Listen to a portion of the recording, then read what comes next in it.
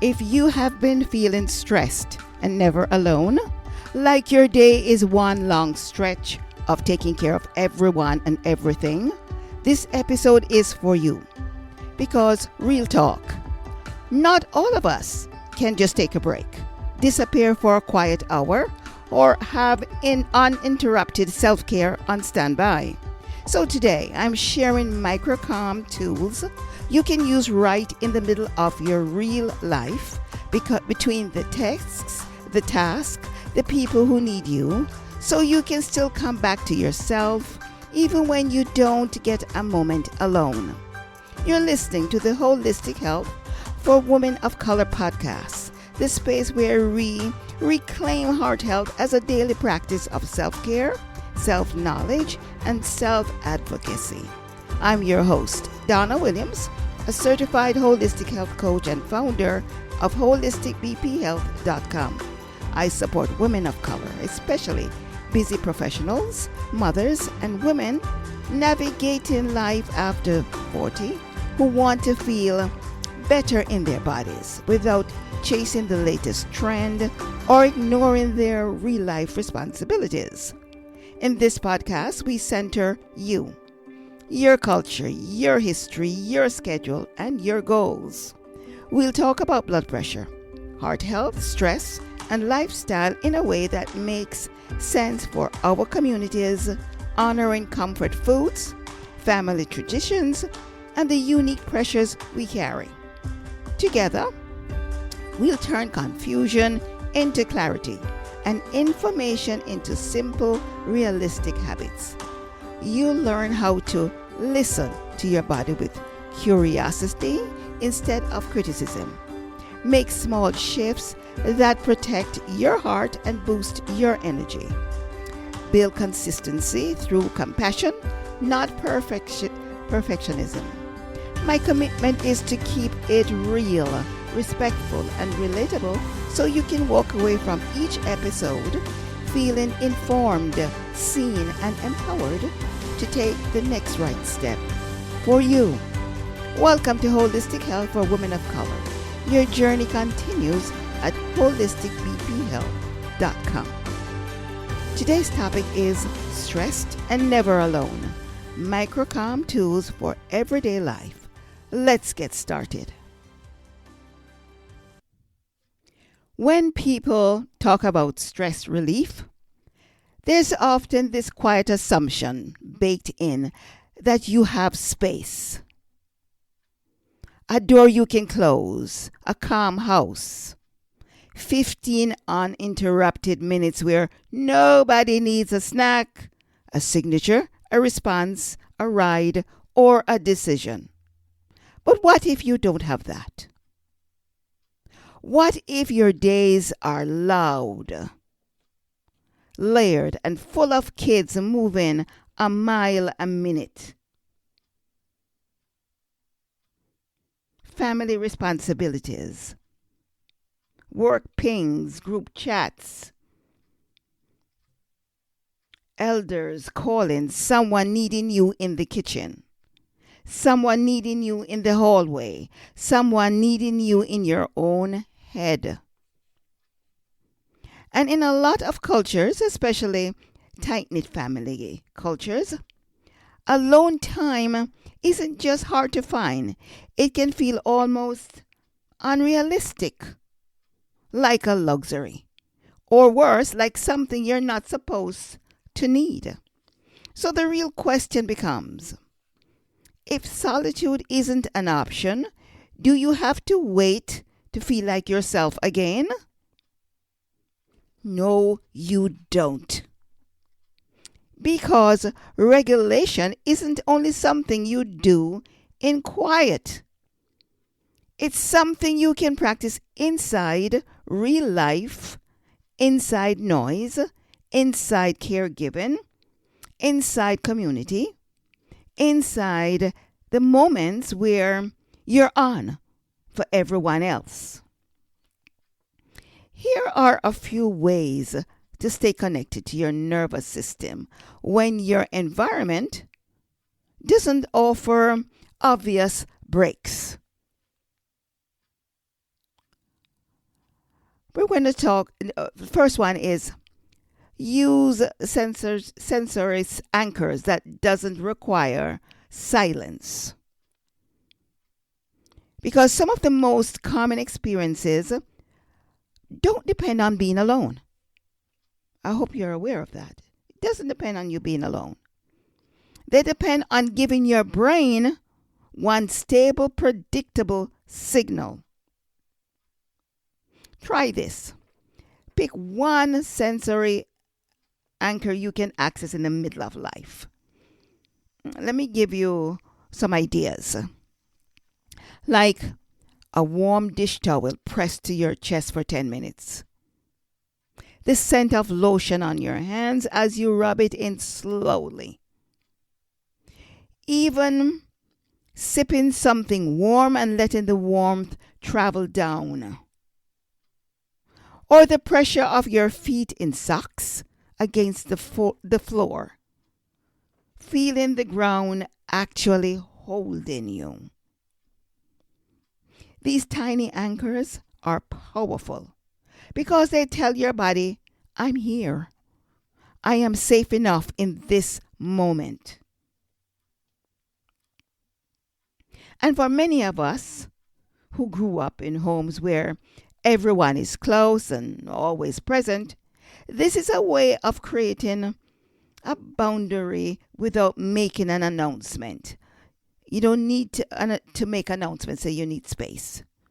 No big, I need space. No explanation. Just a quiet return to yourself. Number 2, don't wait for after. Let micro endings happen in between. Stress builds when your body never gets the message that something ended. And even on the busiest days, things end all the time. We seem to forget that. Like, for instance, the dishwasher, it finishes. A meeting wraps up. You drop the kids off. The baby stops crying. The food finally gets on the table. Instead of instantly sprinting to the next thing, try a 2-second closing ritual. Like exhale a little longer than usual. Drop your shoulders once. Unclench your jaw. Blink slowly 3 times. It sounds almost too simple, but you're teaching your nervous system that moment is complete. We're moving on without carrying all of it forward. Number 3, choose a familiar movement over idolized self-care. When time is limited, movement doesn't have to be pretty. It doesn't have to be a workout. It doesn't have to come with matching sets and a 45-minute plan. No. It just has to be familiar. What can your body do without thinking? Maybe it is swaying while you wait for the microwave. Rolling your shoulders while you're on a call. Walking the hallway once before you answer that next message. Unloading dishes with music that reminds you of home. Something that brings your nervous system a little warmth, a little memory, a little rhythm. The goal isn't productivity.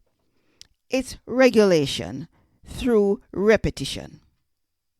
Rhythm tells the body, we can move through this. Number 4, use co-regulation that doesn't rely on a conversation. If you're around people all day, it can feel like even one more interaction is too much. I used to have that. Because when I was working in corporate America, you're surrounded in little cubicles, so you hear each other's, and you're always on the go. I was one of the few people who stepped away from their desk when I'm taking lunchtime. I actually walked out of that space and find somewhere to sit, read a book, or just be. It renewed my mind, my body, everything. I could tackle back the work refreshed. Though not all connection is draining. Some connection settles your system, especially when it doesn't require emotional labor. Co-regulation can look like placing your hand on your child's back while they are busy drawing. Sitting next to a partner while watching something. No talking needed. Just connecting through the silence, the peace of it. A quick grounding glance with someone who feels safe. Even a voice note from a friend that simply says, "I'm with you." In many cultures, we are raised with the idea that we get through life together. That can be a gift. It can be a gift if we let it be supportive, not just demanding. Co-regulation is how we borrow calm from safe people without having to perform or explain. Number 5, ask different questions. Not only, how do I stop feeling this? No. When stress hits, the mind goes into fix-it mode. You ever notice that? We start to say, what's causing this? How do I get out of it? How do I make it stop? But sometimes the most regulating questions aren't problem-solving questions. They're softening questions. Try asking, what part of me hasn't exhaled today? What have I been pushing through that actually deserves a pause? What will feel 10% more manageable right now? If I stopped resisting this moment, where would my body soften first? You don't have to answer perfectly. Even asking shifts your nervous system from trapped to curious. And curiosity creates space sometimes, and that can be the only space you have. Stress doesn't always require you to take action. Sometimes you just need to pause and acknowledge what you are experiencing, what you're feeling. A quick reminder, regulation doesn't always mean back to calm. Sometimes regulation is just a softening. Keep that in mind. It's you noticing, okay, this is a lot. It's you naming, I see what I am holding. It's you giving your body one small cue of safety in the middle of the mess. And if you have tried all of this and it still feels like your stress is deeper, like it's not just the day-to-day, but something your body has been carrying for years, that's not failure. That's information. It may be a cue to widen your support system with a trusted professional, a friend who can hold space, and I'm talking one that truly listens, or structured coaching that helps you rebuild your baseline from the inside out. If you're listening to this and thinking, I don't need another tip, I need a reset, that's exactly why I created the Fresh Start formula. It's for the person who's been holding everything together for everyone else, but hasn't had a clear step-by-step way to get their energy, habits, and nervous system back on the same team without needing perfect conditions or hours of free time. If you want that support that meets you in real life, kids, work, family, responsibilities, and all, you can check out the Fresh Start formula, and I'll provide the link in the show notes. I want you to start there, and let's build your calm in a way that actually fits your life.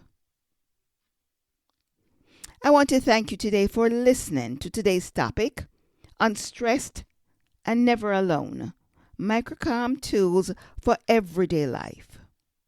If this episode helped, share it with someone who is always showing up for everyone else. And remember, you don't need silence to come back to yourself. You just need a small moment of safety.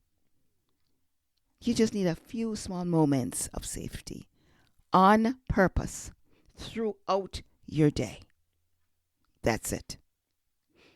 I am Donna Williams, host of Holistic Health for Women of Color podcast. And I'll talk to you next time. Bye for now.